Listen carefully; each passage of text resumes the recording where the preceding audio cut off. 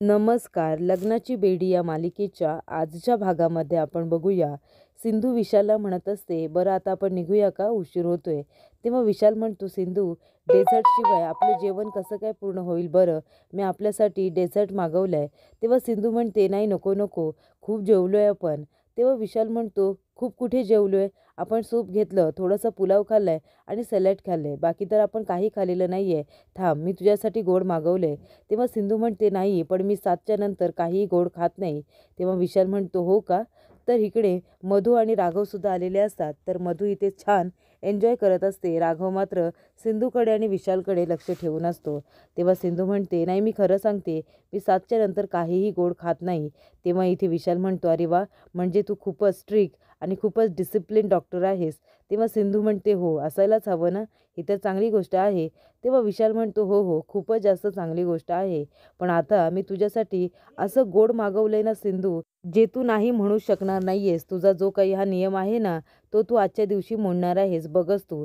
तेव्हा इथे आता विशालने वेटरला बोलावलेलं असतं आणि त्याने सिंधूसाठी कॅन्डी फ्लॉस मागवलेलं असतं. ते बघितल्यानंतर सिंधू खूपच जास्त आश्चर्यचकित होते. तिला विचार पडतो की विशालला कसं काय माहिती मला कॅन्डी फ्लॉस खूप जास्त आवडत होते.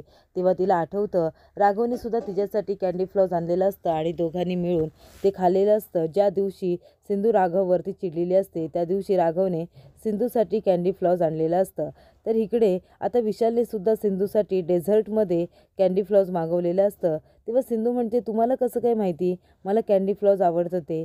तेव्हा इथे राघवला खूपच जास्त जलन होत असते, कारण विशालने सिंधूचे फेवरेट कॅन्डी फ्लॉस आणलेले असतात. तेव्हा विशाल म्हणतो, आता मला कसं कळलं कसं नाही कळलं ते महत्त्वाचंच नाही आहे, कारण का माझे जासूस चारी बाजूला मी तैनात करून ठेवलेले आहेत आणि त्यांनीच मला हे सांगितलंय. त्याच्यामुळे आता हा डेझर्ट जर तुला आवडला असेल ना, तर तुला लवकरात लवकर खावं लागणार आहे. तेव्हा सिंधू म्हणते की एकमेव हा असा पदार्थ आहे ज्याला मी कधीच नाही म्हणू शकत नाही. आता तुम्ही एवढं आणलेत म्हणून मी आता एक घास खाते, जास्त खाणार नाही आहे. तेव्हा विशाल म्हणतो, हो ठीक आहे चालेल, थोडंसं तरी खा. तेव्हा इथे सिंधू आता विशालच्या समाधानासाठी थोडंसं त्यातून एक घासाचं घेते आणि कॅन्डी फ्लॉस ते खाते आणि विशालला सुद्धा खायला सांगते. तेव्हा दोघे आता एन्जॉय करत असतात, खात असतात. तेव्हा सिंधू म्हणते, तरीसुद्धा मला खूपच जास्त आश्चर्य वाटतंय. मला कळतच नाही आहे की तुम्हाला कसं कळलं की मला कॅन्डी फ्लॉस खूप जास्त आवडतात ते. तेव्हा विशाल म्हणतो, तू आता गेस कर मला कसं कळलं असेल ते.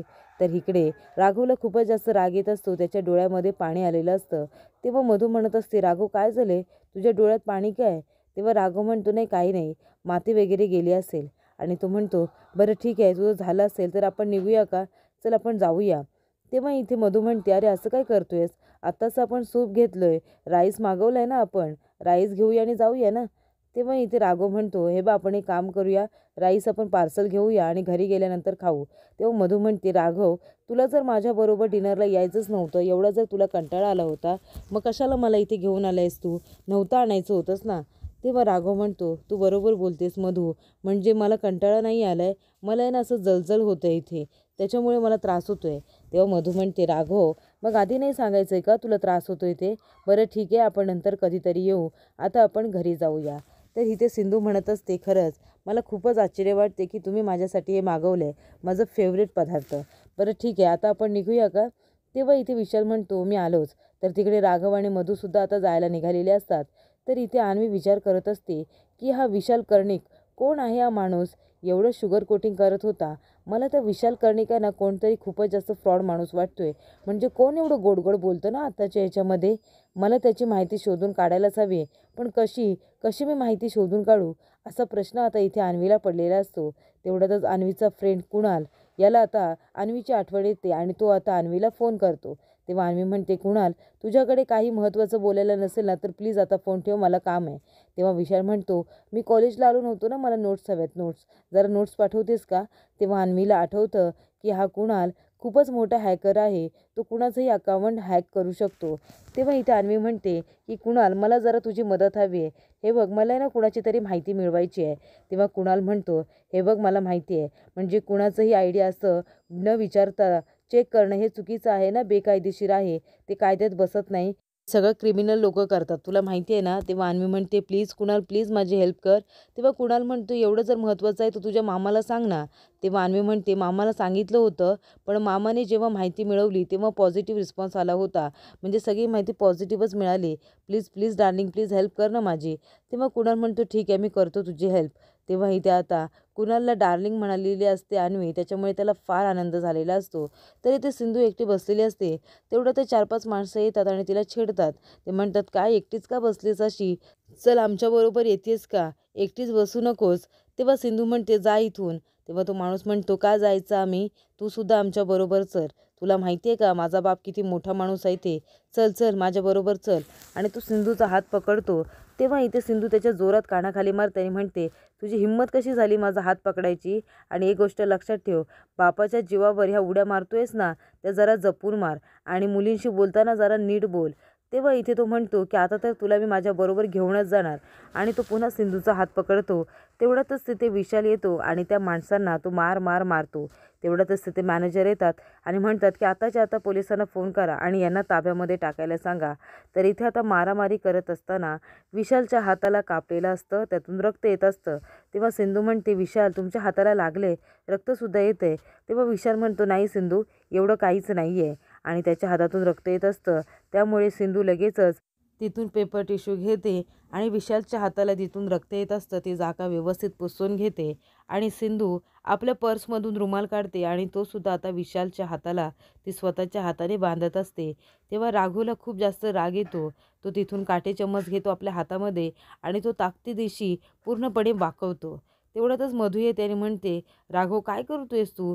लागेल ना तुझ्या हाताला. आणि तिचं समोर लक्ष जातं तर तिथे सिंधू आणि विशाल दोघंजण असतात आणि सिंधू विशालच्या हाताला रुमाल बांधत असते. तेव्हा मधू राघवकडे बघते आणि त्याला म्हणत असते, अच्छा, म्हणजे या दोघांना बघून तुला जलजल होत होती का? आणि म्हणून तू मला इथे घेऊन आलेस. तेवढ्यातच इथे विशाल आणि सिंधू आता दोघंजण जात असतात. तेव्हा विशालचं आणि सिंधूचं लक्ष राघव मधूकडे जातं. तेव्हा मधू त्यांच्याकडे बघते आणि तिला खूप जास्त राग येत असतो. सिंधू म्हणते, राघव तुमच्या हाताला काय झालंय? बघू दे. तेव्हा सिंधू असं म्हणाल्यानंतर मधू म्हणते, मी आहे ना, मी घेईन बघून आणि मी त्याची बायको आहे. तू नको एवढी काळजी करू. तेव्हा विशाल म्हणतो, राघव काळजी घ्या. तेव्हा राघव म्हणतो, हो आम्ही ठीक आहोत, पण तुम्ही तुम्ही दोघंजण आहे ना, तुमची डेट कंप्लीट करा. ते अर्धवट सोडून तुम्ही येऊ नका. तर इकडं आता राघव मधूसुद्धा निघालेले असतात आणि सिंधू विशालसुद्धा दोघंजणं निघालेले असतात. तर इथे रुक्मिणी म्हणत असते, मला काय वाटते रत्नाकर, विशाल आणि त्याची फॅमिली खरंच खूप चांगली माणसं आहेत. तेव्हा रत्नाकर काका म्हणतात, की वहिनी आधीच आपलं ठरलं आहे ना, सिंधूला जबरदस्ती करायची नाही. आणि राजेश्री काकू म्हणतात, की आपण थोडा वेळ घेऊया ना, माणसं काही सगळीच बोलायला चांगली असतात. तेव्हा रेश्मा म्हणत असते, पण काकू तुम्हाला तर माहिती आहे ना, विशालच्या आईला त्याच्या लग्नाची किती घाई आहे ते, पण ही सिंधू कधी होकार देईल काही कळत नाही आहे. तेव्हा रत्नाकर काका म्हणतात, की जोपर्यंत सावी तिच्या लग्नाला होकार देत नाही आहे तोपर्यंत आपण कुणीही तिला जबरदस्ती करायची नाही. तेवढ्यातच राजेश्री काकू म्हणतात, अरे राघव, मधू आणि सिंधू, विशाल तुम्ही चौघंजणं सोबत आलात. तेव्हा इथे रेश्मा म्हणत असते, तुम्ही चौघंजणं काही डबल डेटवर गेला होतात की काय? तेव्हा इथे विशाल म्हणत असतो, नाही असं काही नाही आहे. तर इकडे रेश्मा म्हणत असते, बरं सिंधू, आता जर तुला राघव भाऊजी आणि मधुताई भेटल्याच होत्या तर तू त्यांच्याबरोबर का आली नाहीस? विशालला कशाला त्रास दिलास? तेव्हा विशाल म्हणतो, असं अजिबातच नाही आहे. डेटचा पहिला रूल तुम्हाला माहिती नाही आहे का महत्त्वाचा? जो माणूस आपल्या माणसाला पिकअप करतो त्याने तिला ड्रॉपसुद्धा केलं पाहिजे. पिकअप ड्रॉप दोन्ही दिलं पाहिजे. आणि तेव्हा सिंधूबरोबर मला थोडा वेळसुद्धा अजून घालवता आला ना, म्हणून मी तिला घेऊन आलो आहे. तेव्हा राजेश्री काकू म्हणतात, की हे अगदी बरोबर गेलंस तू विशाल, पण तुझ्या हाताला काय लागले? तेव्हा विशाल म्हणत असतो, हे बघा, तुम्ही जर मला अरेतुरे केलं तरच मी तुम्हाला सांगेन. तेव्हा इथे राजेश्री काकू म्हणतात, नाही इथे कसं दिसतं, बरोबर नाही दिसत ना. तेव्हा विशाल म्हणतो, बरं ठीक आहे मी जातो. ते राजेश्री काकू म्हणतात, ठीक आहे सांग विशाल, कसं लागलं तुझ्या हाताला? तेव्हा विशाल सांगत असतो, की सिंधू बसली होती आणि काही माणसं येऊन सिंधूला छेडली, म्हणून मी त्या लोकांना मारलं. तेव्हा रत्नाकर काका म्हणतात, की सिंधू तू ठीक आहेस ना, तुझ्या हाताला कुठे लागलं तर नाही आहे ना? आणि राघव तुझ्या हाताला काय झाले? तेव्हा मधू म्हणत असते, की राघवने मारामारी केलेली नाही आहे, पण त्याच्यासुद्धा हाताला लागले. तेव्हा रुक्मिणी म्हणते, बरं ठीक आहे, तुम्ही दोघंजण आता जेवायला गेला होतात, काय बोलणं झालं तुमच्या दोघांमध्ये, काय ठरले? तेव्हा विशाल म्हणतो, अजूनही आमच्यामध्ये असं काहीही ठरलेलं नाही आहे. तेव्हा रत्नाकर काका म्हणतात की सावीने निर्णय घेतल्याशिवाय तुम्ही काही ठरवूसुद्धा नका. तेव्हा विशाल म्हणत असतो अगदी बरोबर.